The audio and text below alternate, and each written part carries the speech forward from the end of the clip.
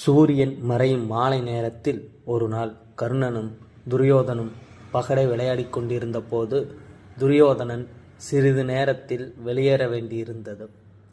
அந்த வழியாக சென்ற துரியோதனின் மனைவி பானுமதி கர்ணன் தனது கணவருக்காக காத்திருப்பதைக் கண்டு கணவரின் விளையாட்டை தொடர முடிவு செய்தாள்.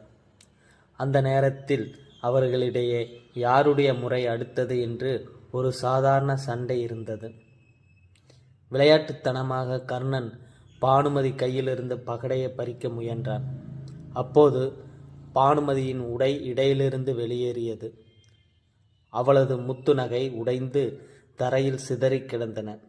அந்த நேரத்தில் துரியோதனன் உள்ளே நுழையும் போது அப்போது அவர்களுடைய உடைகள் சிக்கி முத்துக்கள் தரையில் கிடந்தன. துரியோதனன் கர்ணனிடம் இருவருக்கும் என்ன சண்டை என்று கேட்டார். காரணம் தெரிந்ததும் சத்தமாக சிரித்தார். பானுமதி துரியோதனிடம் ஏன் சந்தேகிக்கவில்லை என்று கேட்டபோது அவர் பதிலளித்தார். ஒரு உறவில் சந்தேகத்திற்கு வாய்ப்பில்லை. ஏனென்றால் சந்தேகம் தீரும்போது எந்த உறவும் இருக்காது.